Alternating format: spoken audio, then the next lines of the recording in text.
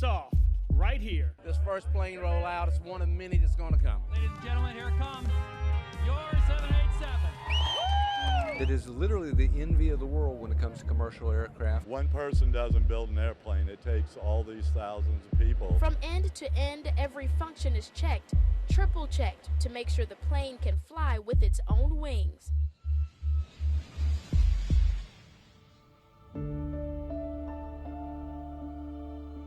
But it seemed like the more problem children had the run of the show. Every day, around 100,000 commercial flights crisscross the globe.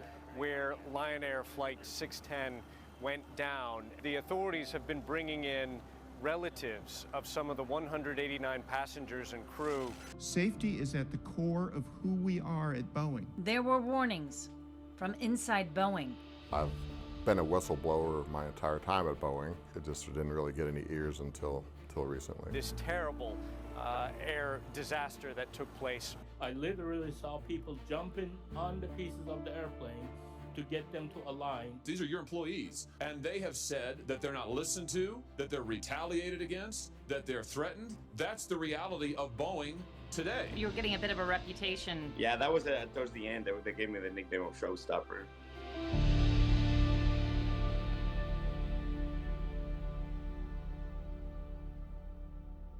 I'm investigative reporter Ann Emerson, and you're not going to believe the stories we've been told about what was allegedly going on inside Boeing.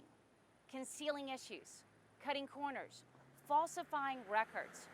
Why are past and present employees putting their reputations and possibly their lives on the line? They say they're doing it to keep us safe. I sent him one last text message and I told him, I'm gonna finish what we started. First at 5, we have a lot of new details tonight in the death of John Barnett, the man who reported unsafe practices at Boeing production lines, who was found dead in Charleston Saturday. 2 Boeing whistleblowers dead within weeks of each other. Conspiracy theories take off. I'm not a conspiracy theorist. Would you fly one of those planes? Would you fly a 737?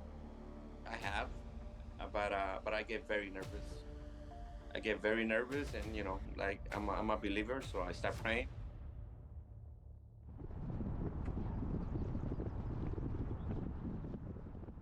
What is it about it that you love about flying?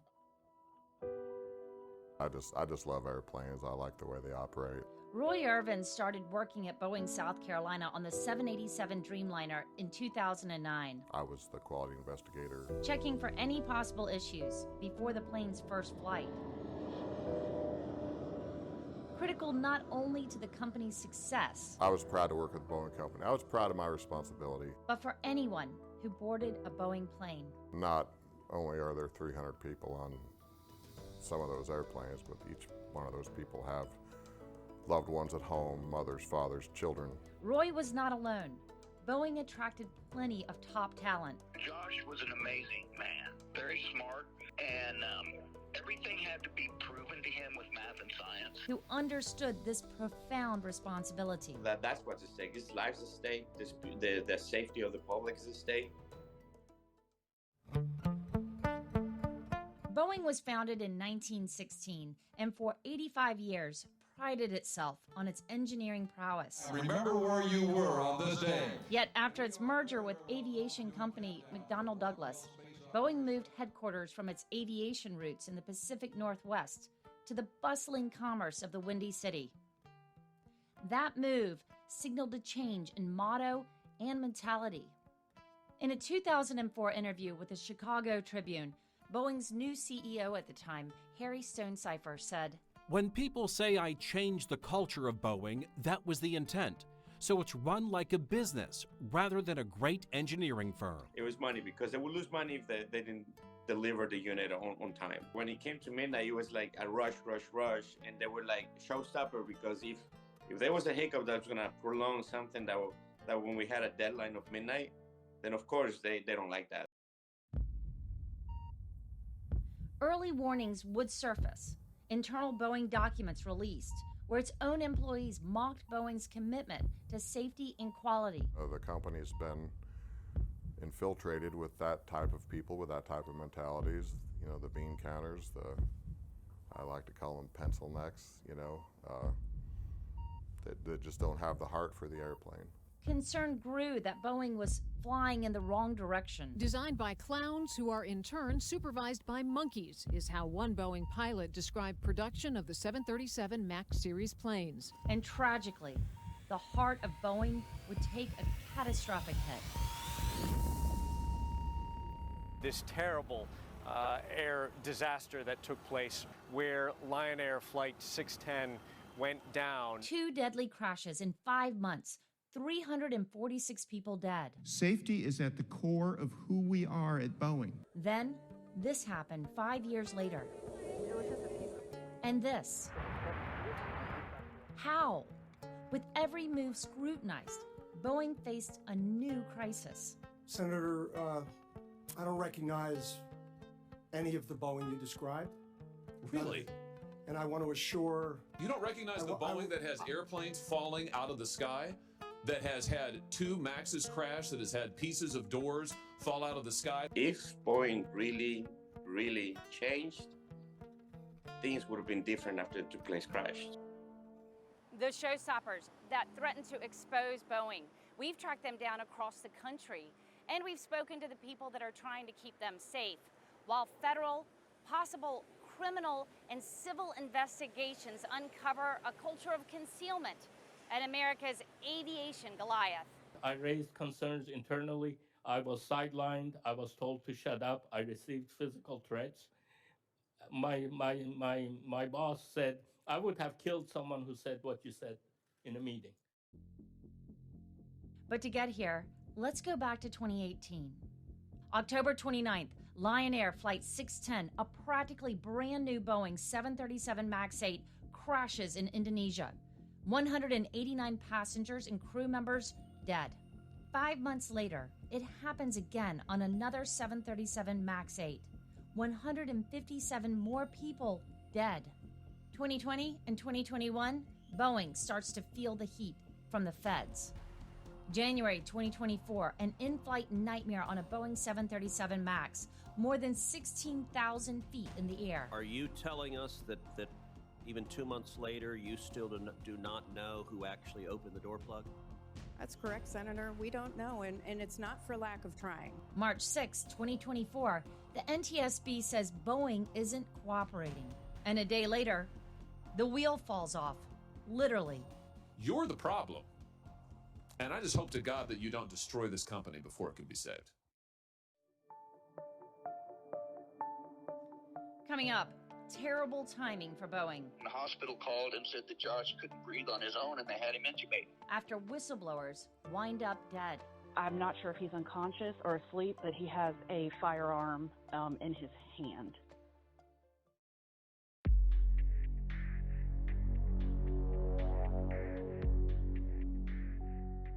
Embarrass me for his moving at all? No.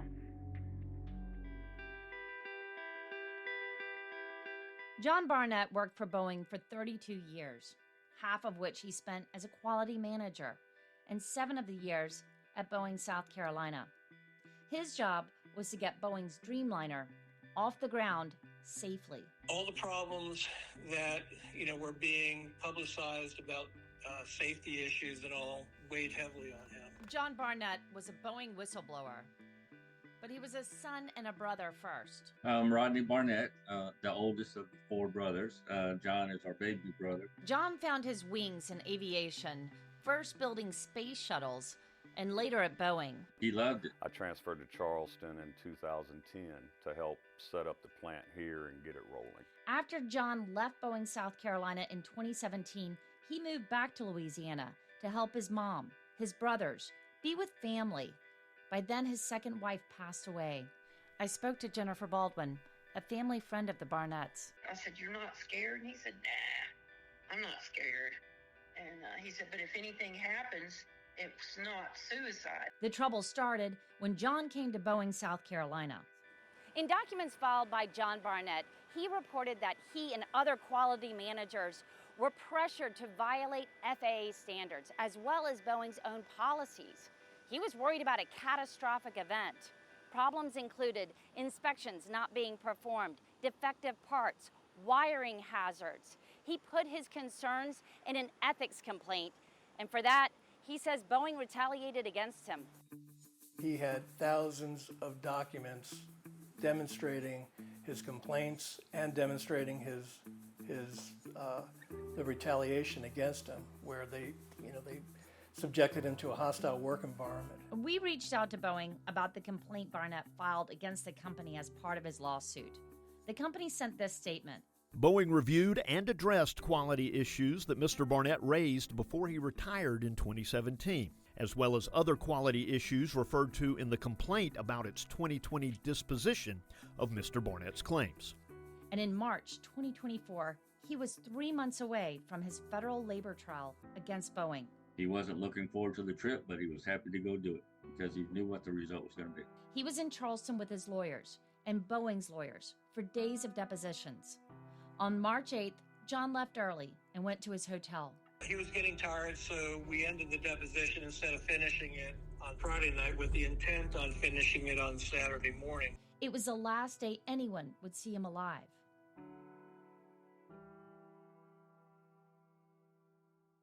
Hotel surveillance video captured John Barnett leaving the Holiday Inn here in Charleston at 8:37 p.m. At 8:45 p.m., the same video captures his truck going into this parking spot right here. Now, according to the police report, no one entered or exited that truck. But 14 hours later, John Barnett is found dead in the driver's seat of that truck. At the time, we could only believe what we were told. Then when he told me that was just hard to believe. From when my mother had talked to him and my second brother had talked to him, there was no indication from from what they were saying that he was in this state of mind. So it was just very hard for us to grasp that that would happen. Police initially said it was a self-inflicted gunshot wound. I couldn't believe it. He couldn't have done that. He loved his mom. He loved his brothers. He loved being around family. He loved doing things. He wasn't depressed or upset or worried. We reached out to Boeing after Barnett's death. They sent us a statement. We are saddened by Mr. Barnett's passing, and our thoughts are with his family and friends. The days and weeks went by with Charleston police digging through Barnett's life. The police concluded that John wrote this note and shot himself before finishing his depositions. The coroner agreed. He died by suicide. John was suffering from PTSD and anxiety. He went to the doctor and they told him that he was suffering from PTSD. What do you think happened? I think somebody didn't like what he had to say and wanted to shut him up. We're not going to let his death go in vain. Everything that John has brought up, all of his concerns, everything that he's been saying that they were taking shortcuts on, they've been proved out in the air.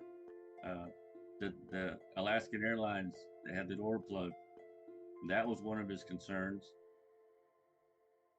In the midst of the Barnett death investigation, another whistleblower in the headlines. Josh don't get sick, And that was the first time boy was ever in the hospital his whole life. Dennis Green was more than Josh Dean's stepfather. I was his mentor. I was his confidant. 45-year-old Josh Dean was exactly the type of person you would want to work on planes. He held degrees in medicine, biomolecular science, and engineering. Josh was an amazing man, very smart. Everything had to be proven to him with math and science. Josh worked for Spirit Aerosystems, a supplier of Boeing's 737 MAX fuselage and the cockpit section of the 787. In October 2022, Josh noticed a problem of misdrilled holes, documenting the findings and telling colleagues. They said he wasn't doing his job, but they told him basically he was spending too much time on it. Josh was fired. But then, Spirit validated Josh's concerns. It released a statement that said, "We're aware of a quality issue involving elongated fastener holes on the aft pressure bulkhead on certain models of the 737 fuselage produced by Spirit Aerosystems." December 2023, Spirit shareholders sued the company, and Dean also filed a lawsuit against Spirit, saying the company retaliated against him. Josh was, like, first and foremost, he just wanted to, to clear his name. But, he wanted it. He did. He wanted Spirit accountable. Spirit strongly disagrees with the assertions made by plaintiffs in the amended complaint and intends to vigorously defend against the claims. A severe case of strep throat landed Josh in the hospital. That was when he was on the ECMO machine, the life support. That was what was keeping him alive. Josh died about 2 weeks later, on April 30th, 2024. Our thoughts are still very much with Josh Dean's family following their sudden loss. Yet just like John's loved ones, Josh's family had their doubts. Josh had the same routine. He was a creature of habit for sure. If anybody was trying to do something to you, it wouldn't be hard to do. 2 whistleblowers, more than 1,200 miles apart, dead within 2 months of each other. News spread fast, and there was a lot of interest.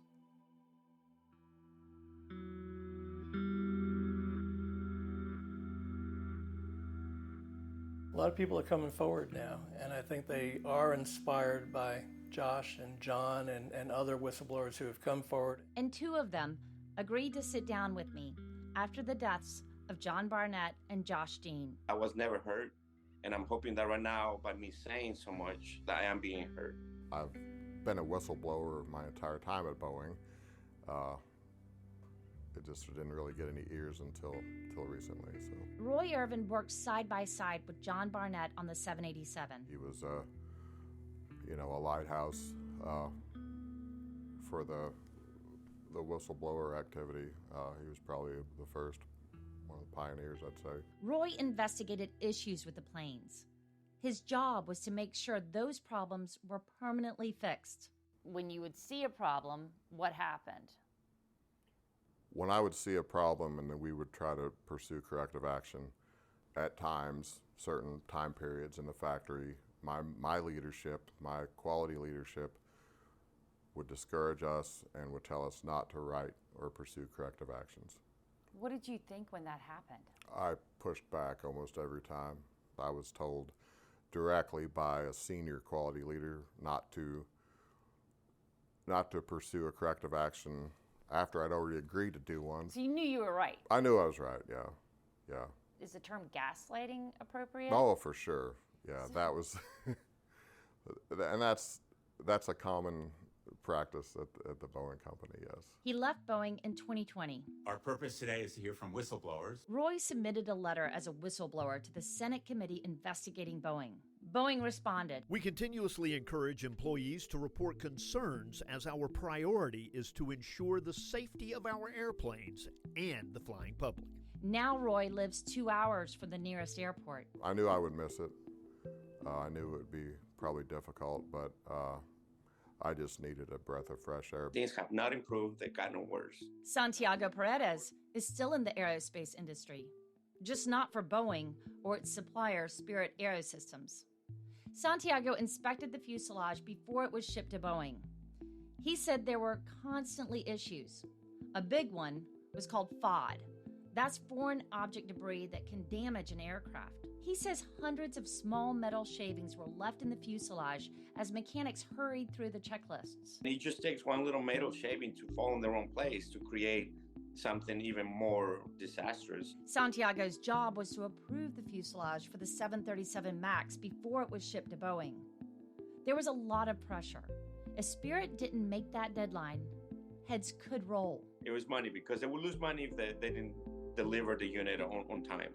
And midnight was the deadline. But he earned the title, the Showstopper, for refusing to sign off. I rushed, and they were like, Showstopper. Disillusioned, Santiago left Spirit and joined Josh in a shareholders lawsuit against the company. He did so anonymously, but Santiago says Spirit did not stop. Spirit reached out to my current employer, and they were like, hey, just in case you didn't know, Santiago is one of the whistleblowers in the lawsuit. His new employer supported Santiago as a whistleblower, and when Josh passed away, Santiago kept writing to his friend with a promise. I sent him one last text message, and I told him, I'm going to finish what we started. For these showstoppers, These whistleblowers, their mission goes back to the founding principles of Boeing, outlined more than 100 years ago. This is not a design issue. This is not a mistake that just happened. This is a culture problem. If Boeing really changed, things would have been different after the place crashed. We need more whistleblowers. Not only in Boeing, but we need them in the airline, in their maintenance departments. But even with dozens more whistleblowers coming forward, we had to ask, is Boeing too big to fail? So far they have been. They have been up to this point. But I think they need some serious regulatory intervention. I think the problem's with you. You. It's the C-suite. It's the management. It's what you've done to this company. That's where the problem is. The hearings and depositions go on, as does the criminal probe into Boeing by the federal government. Now, for the first time in decades, Americans are more and more nervous about flying your American-made planes. Whistleblowers come before they've sat right where you have sat and told us these are your employees. And they have said that they're not listened to, that they're retaliated against, that they're threatened. That's the reality of Boeing today. Along with the outrage comes fear. That is only outweighed by courage, the courage to speak up. It really scares me, believe me, but I am at peace. You know, if something happens to me, I am at peace because I feel like by coming forward, I will be saving a lot of lives and I'm at peace. Whatever happens, it happens.